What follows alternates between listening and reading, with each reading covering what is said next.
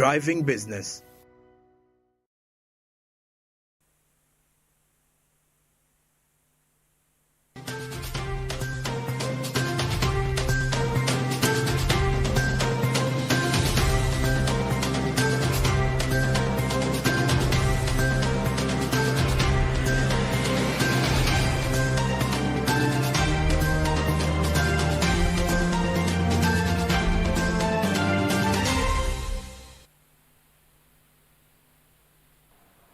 Good evening and thank you for joining us. This is Business Today, where we bring you the latest business news within the region. My name is NAHABWE and Winnie Wiyinza Nakawuchi in the sign language. It's the 1st of November and I would like to wish you a happy new month. Now, to begin with, the government has begun implementing regulations designed to guarantee the money saved using the informal means and safeguard or properly recorded. According to these guidelines, anyone who keeps money in their homes or other locations, such as little boxes, will need to register with it to districts or authorities and record keeping for safety purposes. Let's have the report. Based on the report on informal financial inclusion in Uganda 2018 findings, 56% of the Ugandan adults use informal financial service, 65% of whom also use formal services, while 35% rely only on informal services, and most of these who use informal services are rural-based. Because of this, therefore, the government has begun enacting legislation requiring anybody who stores money in their houses or other locations, including little boxes, to register it with their district's authority for safety reasons. So the people themselves have helped us to come up with these guidelines, and if there is proper compliance to what we have guided in the operational guidelines, then it should be possible that we can understand this informal sector and we can be successful. Everything starts by doing. Let's do what we are supposed to do. I just simply want to call on Ugandans to embrace what is in place, and then we see what happens. If it's not successful, I dare you, we will not move with it. According to Edith Tusubira, Executive Director of Uganda Microfinance Regulatory Authority, the new regulations could also improve monitoring of all licensed savings agencies and groups. And the system requires registry at the district, and that information will reach us digitally. We also have a system at UMRA. And in a twinkling of an eye, we shall be updating you that these are the savings out there.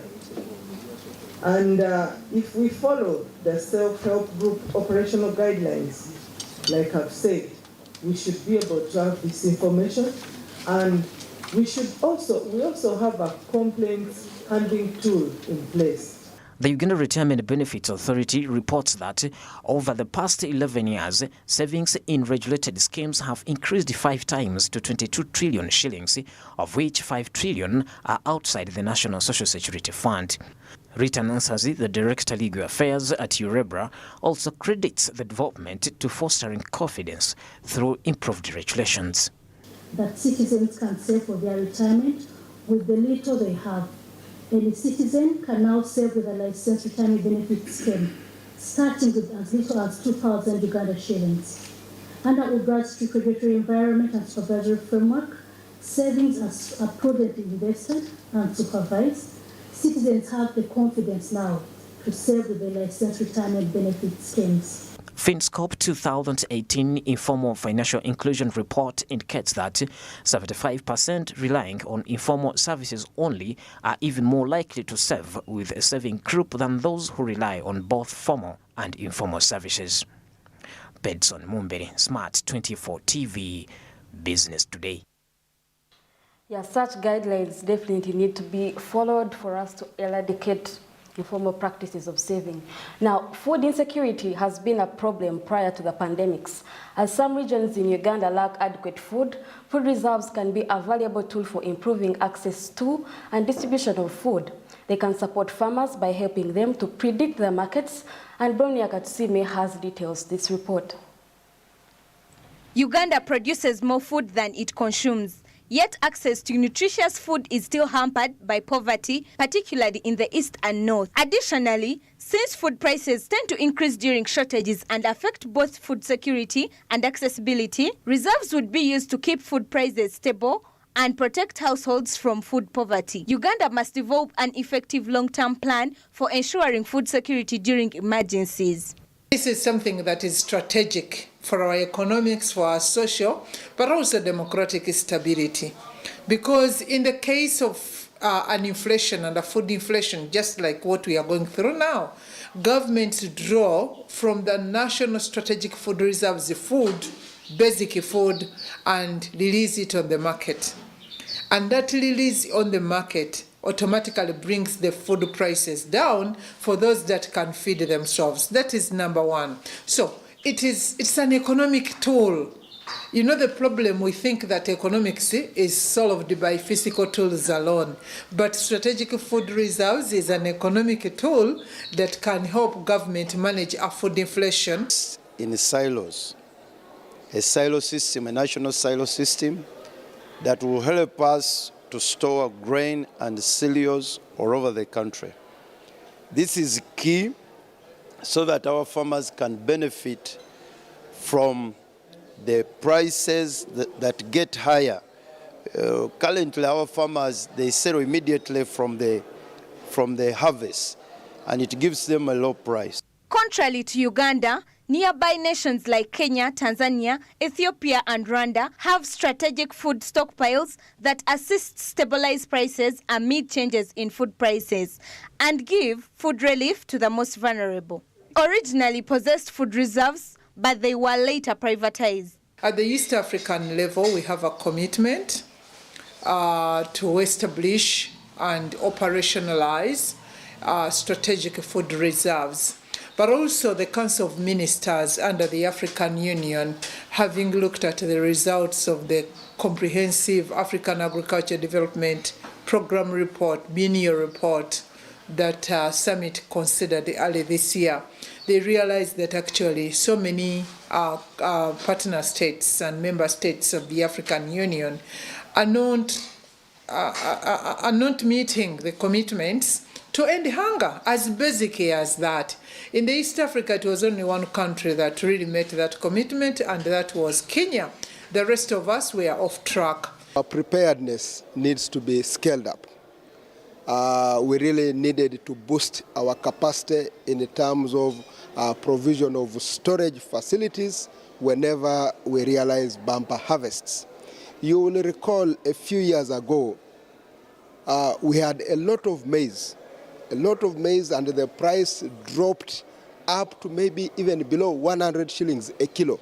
It would be easier to distribute food during emergencies if there were national food reserves. Food production and export are not the root causes of hunger. The post-harvest handling losses are very high. At fruits and vegetables, we are matching to 80% plus. Imagine. For grains, the figures, they give us controversial figures, but they are not good anyway. 40% of the grains produced in this country do not get in the mouth. They are lost along. So a farmer, however subsistence that farmer was, produces 10 kilograms of grain and loses 4.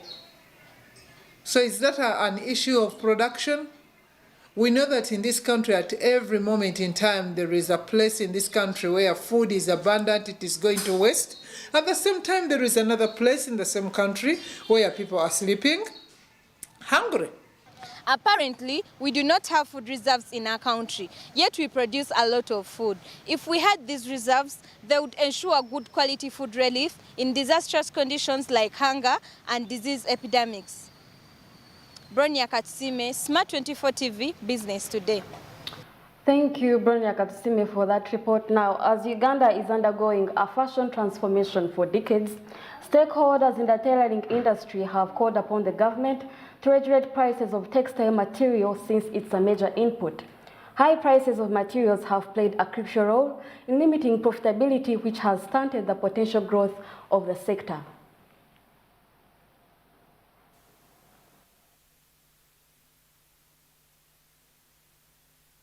Uganda's current infrastructure for manufacturing textile is underdeveloped and unable to meet demands from the industry. Consumers who are ready to buy will be easily accessible to new investments in Uganda's textile industry, not just in Uganda, but also in its bordering nations where the export of clothing is on the rise. Speaking locally, the state of the textile infrastructure is extremely important for sectors like tailoring, which is a significant industry. The volume. You find that the volume of produced materials is also limited, because sometimes if you go to purchase materials, you find that these colors are not there, these colors are not there, and then you are given a time. So sometimes also challenging our sector or our tailors because of that kind of delays and all the time delivery to our customers. The bulk of materials used by tailors are quite expensive because they are primarily imported. The underdeveloped textile infrastructure in the area is to blame for this problem. Participants in the sector do, however, believe that this problem can be resolved by cooperative cooperation with the tax authorities. We are in understanding to see that we have a room to discuss how we can handle so that the tailors enjoy, or the tailors getting business from affordable materials. Because if you buy a meter of a fabric and you are going to design, let me say, a shirt, you find that the cost of the materials, it is expensive rather than buying a ready-made product. So we are trying to see that we discuss and see how we can harmonize. Speaking to other players in the industry, prices of inputs required in production are high, which is a major challenge towards profitability in the industry. What about the material we use? The material we use is so expensive, whereby someone will come and tell you that, I want you to make for me a dress. But that person, you tell her or him that I need this amount of money. But you tell them, it is very expensive, not knowing that the material you use, it is also expensive. That means you are not going to use this, only this cloth, but you use the threads, these machines, you have to operate them. The government can assist us. Like the way I hear that they are giving out the money to people who have skills, who are skilled, who also have skill, like in tailoring, who are also skilled people. So we need that help also. We need that money. The tailoring business has the ability to improve living conditions and prospects of families living below the poverty line by enabling parties involved in both local and urban settings establish sustainable incomes, improving income per capita. Desire Nambiru, Smart 24 TV, Business Today. Thank you, Desire Nambiru. Now, moving on. Sector players in the manufacturing, agro-industry and other production fields have been hindered by industrial monopolies. These that have impacted common production marketplaces as emerging economies struggle to achieve economic growth. Monopolies increase government income by ensuring a steady supply of good or service that would be too expensive to sell in a free market. Now let's have the story. A trade monopoly is a market structure where one manufacturer or seller holds a monopolistic position in a given industry or a market segment. Monopolies are forbidden in free market economies as they limit customer alternatives and impede competition. The Republic of Uganda's 1995 Constitution, as amended, creates a free market in Uganda in relation to all legitimate professions, occupations, businesses, and trades, making it illegal for the government to create any monopolies. But according to a report produced by the Uganda Law Reform Commission, these businesses are only permitted to establish their rates within their minister's consent. Among these are the Uganda Electricity Distribution Company, the National Water and Sewerage Corporation, and the Uganda Railways Corporation. We have recently observed trade monopolies for some of our products, such as coffee, the most famous Da Vinci coffee, which an economist has described as a disease to the trade and the entire business community. It also offers the providers of the raw materials very low prices because I'm the only buyer. Now in economics we say a monopoly should only emerge if there are no other alternatives. Either because the market is so small that it cannot operate more than one business. So you don't want to bring a monopoly here like Umeme and say let's give Umeme competition. The Ugandan distribution business is very small. It cannot support more than one or two distributors. Or somebody is holding on to a very vital raw material or has a unique technology. That's only places where you want a monopoly to apply. I am the only buyer, you can't sell to anybody. Now that 70% partly contributed to the increase in the coffee production because now the farmers have motivation. You are getting good money, you begin to revive your old farm, you begin to revive your land that was there idle, give it to coffee, and we have seen that really happen in Uganda in the last about 5-10 years. The UCDA has partly been giving them free seedlings, but also a lot of advice, and people have picked up. Now, when you come back and go to history and say you must only sell to this particular entity, you have very many problems you have opened up. One is the farmers may not get the price they need. Two, they may not even get paid at the time they should be paid, because competition means you must have your money. My coffee I sell to whoever gives me cash. But if you are going to have one option, that person may not pay you instantly. The third problem is you are brought in the inefficiencies of that company. You are at a risk. If that company gets its own internal weaknesses and collapses, or even if it doesn't collapse, is inefficient, those inefficiencies are going to be passed on to the entire coffee sector. Additionally, His Excellency Yoweri Kaguta Museveni suggested that sugarcane farmers cultivate their own cane to secure supply. But doing so would reduce earnings and leave the farmers with low incomes, creating another monopoly to watch out for. These opinions run counter what most people want. We are breeding monopoly. And once you have a monopolies are up to maximizing profit. They do not care about you, the employees who are into the sector of transport, digging, doing this and that. It is up to you. Either you benefit or not, as long as they get what they want, they go. So that is why for me I'm saying that it is only proper we leave this to the liberty of the Wananchi to decide on what they want to do. Because that helps us to give competition. Where you eliminate competition, you already know what will happen. The competition law is anticipated to promote competition in the economy by regulating anti-competitive business practices, restricting monopolies, and monitoring price increases for related purposes. RONAH NAHABWE, Smart 24 TV, Business Today. Moving on, intellectual property rights protect business assets that may be integral to the core services of the overall long-term viability.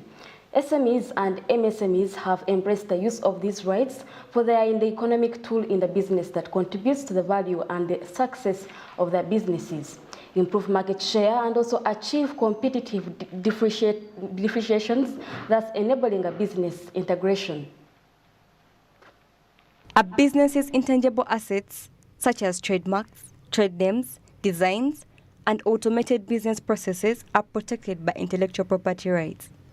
They make it easier for acknowledgement to be shared and for businesses to operate globally. They also allow business owners the chance to share their creation with little competition and preserve their competitive advantage. Additionally, they allow business owners to control the monopoly of their products and services. Business owners should especially stress the importance of registering their trademarks, because by doing so enables them to immediately shut down their operations in the event of trademark infringement and misuse. Of putting your product on the market and coming up with your brand, which helps you to be identified that your product is coming from place A.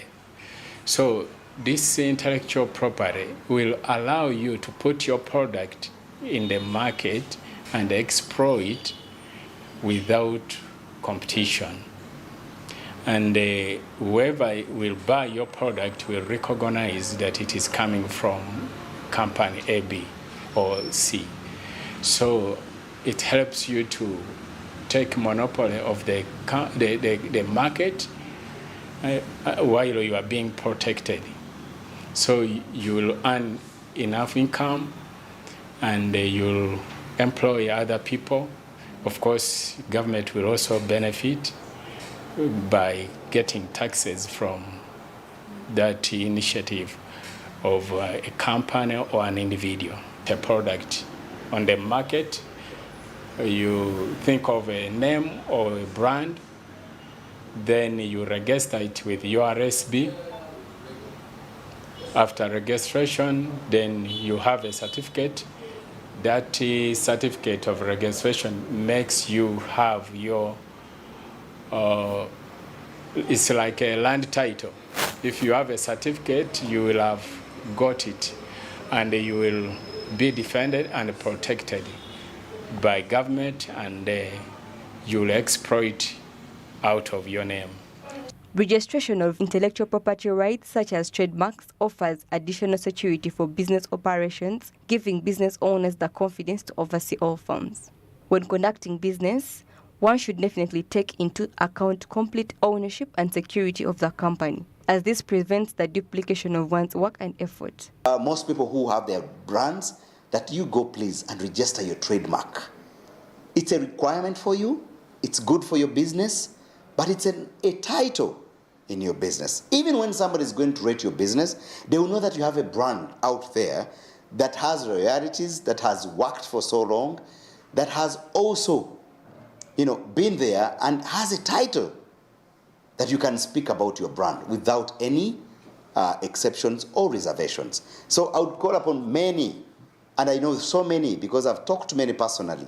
I have asked them, I have challenged them, what's your trademark? What is your, and many do not know. I am telling you the truth, many do not know in this country that trademarks are important, or, going for intellectual property, being protected by the intellectual property, by any innovations you've started, by any name that you come out with. Intellectual property rights should be used and implemented by the business world to safeguard their enterprises against fraud and unlawful access. This will make it possible to deliver services that are both efficient and secure. Mathani Msima, Smart 24 TV, Business Today. Moving on, the Ugandan animal sector anticipates more revenue as the National Agricultural Research Organization and the Ministry of Agriculture and Animal Industry, as well as fisheries, roll out an anti-tick vaccination to combat tick infestation, which has hampered livestock output and the cost of the country. That's about 3.8 trillion Ugandan shillings in livestock losses. Ivan Tivenkana has details this report.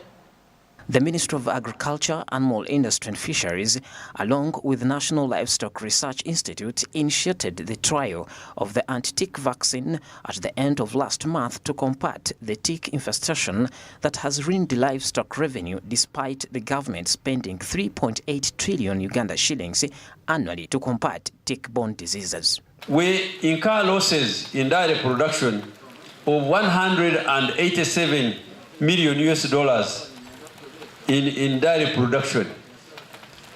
We incur losses estimated to be $472 million in meat production annually. We import drugs and acaricides estimated at $83.3 million every year. And this is a loss to the government, it's a loss to the farmers. In a Zoom interview with Edward Makovera from the Uganda National Farmers Federation, he asserts that there is further cause for collaboration because increased income can be anticipated from milk and beef production, which will be made possible by the new vaccine to address issues like East Coast disease. They are not as affected as much as the exotic cattle. So we see, number one, we are going to reverse the huge financial losses. Number two, we are going to stop the transformation from, or the backward transformation from exotic to traditional cows. Okay. see an increase in milk production. Right. The industry has a potential of about 500 million liters annually, but we are producing about maybe 205 million. According to the Minister of Agriculture, Animal Industry and Fisheries, there is more to what research can do to uplift the agricultural industry as the milk and beef industry takes strides to grow. And I'm also aware that you are doing some other efforts in the FMD and the swine fever for the piggery. Essentially, a research institution, that's what you should do. You should produce products that are relevant to the times and that are able to respond to the challenges. The cost of livestock production has been skyrocketing, with about 1.1 billion Uganda shillings lost to curtail livestock diseases. We are beginning to see the meat, the hides contaminated with a lot of acaricides, and you cannot really blame the farmers. They were simply trying to deal with the problem at hand. Concerns have been raised about giving precedence to the most devastated areas that have suffered countless losses due to a decline in animal production as expected, for the vaccination may grow. Roughly about 1 million cows die in Uganda annually as a result of this East Coast fever. So that is how far, that's how detrimental this disease has been. Intervention outside research will be essential in boosting revenue and quality assurance as livestock production struggles due to the impact of climate change, among other variables. Ivan Tebenkana, Pedson Mumbere, Smart 24 TV, Business Today. Thank you, Pedson and Ivan, for that report. Now, Business Today will now end here, but if you missed, there's a link on YouTube at Smart 24 TV and updates of the Business Today on the same media platforms, that's Twitter, Facebook, and the like. My name is RONAH NAHABWE with Winnie Buyinza Nakawuchi on the sign language. Have a good night.